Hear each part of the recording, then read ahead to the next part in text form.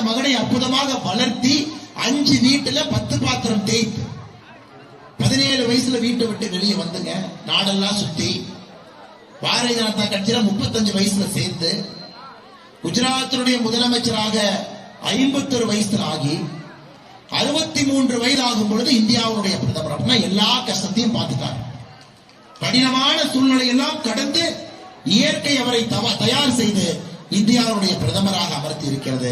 அதனால் தான் எடுக்கக்கூடிய முடிவுகள் நமக்கு சாதகமா இருக்குங்கம்மா. பிரதமர் எதிர்த்து யார் நிற்கிறாங்க?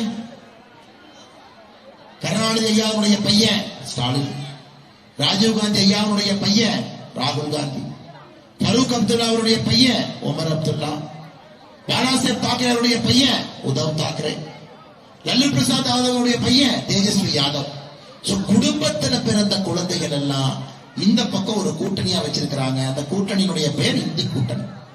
தமிழ்நாட்டில் நம்ம ஸ்டாலின் ஐயா எனக்கு பிரதமரே வேண்டாம், நாங்க புது பிரதமரை கொண்டு வருவோம் என்று சூழலித்துக் கொண்டிருக்கின்றோம். ஐயா இந்தி கூட்டணி ஆரம்பிச்சது யாருங்க?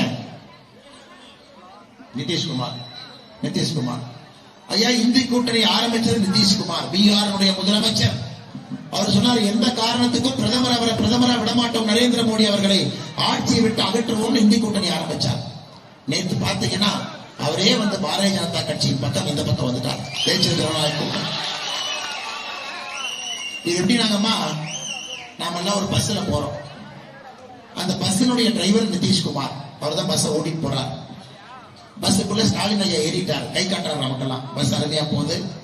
நாங்க வந்து பிரதமர் மோடி அவர்களை பதவியிலிருந்து இறக்க போறோம், இந்தி கூட்டணி தான் பதவிக்கு. மம்தா பானர்ஜி, அரவிந்த் கெஜ்ரிவால், ராகுல் காந்தி ஐயா எல்லாரும் பஸ்ல ஏறாங்க. ஆனா பஸ் வேகமா போகுது. ஐயா பஸ் சூப்பரா போகுது, டெல்லியை நோக்கி போகுதுன்னு ஸ்டாலின் ஐயா ஒரே குஷி. ஆனா நிதிஷ்குமார் என்ன பண்ணாருன்னா பஸ் ஓரமா இறங்கி நிறுத்திட்டு பஸ் விட்டு இறங்கி ஓடி வந்துட்டார். அதான் இந்தி கூட்டணியினுடைய நிலைமை. அந்த கூட்டணி யார் அமைச்சாங்களோ அவர்களே அந்த கூட்டணி இல்லைங்க. ஏன்னா இந்தியா முழுவதும் தெரிகிறது, மோடியை எதிர்த்து ஒரு கூட்டணி உருவானால் மக்கள் அதை ஏற்றுக்கொள்ள போவதில்லைன்னு எல்லாத்துக்குமே தெரியுது.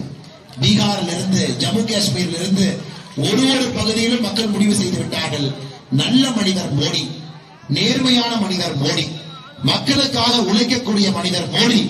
அவர்களை எதிர்த்து யார் கூட்டணி அமைத்தாலும் கூட மக்கள் அதை ஏற்றுக்கொள்ள மாட்டார்கள் என்கின்ற மிக தெளிவான விஷயத்தை நாம் பார்க்க ஆரம்பித்திருக்கிறோம்.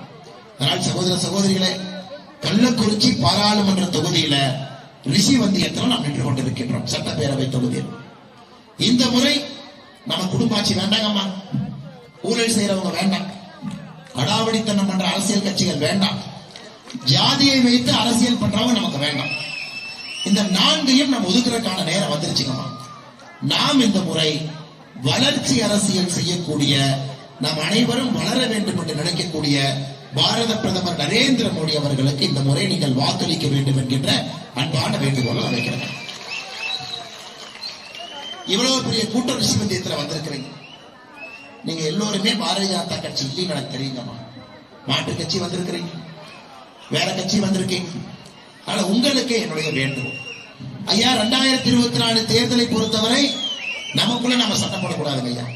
2024 தேர்தலை பொறுத்தவரை நாம் யாராக இருந்தாலும் இந்திய நாட்டிற்காக மோடிக்கு ஓட்டுறோம். 2024 தேர்தலில் நாடு நன்றாக இருக்குது. இது போன்ற தலைவர் இந்த நாட்டில் இல்லைங்கம்மா, இல்லை. கட்சியை பார்க்காதீங்க, இது போன்ற தலைவர் இந்த நாட்டிலே இல்லை. எந்த மாநில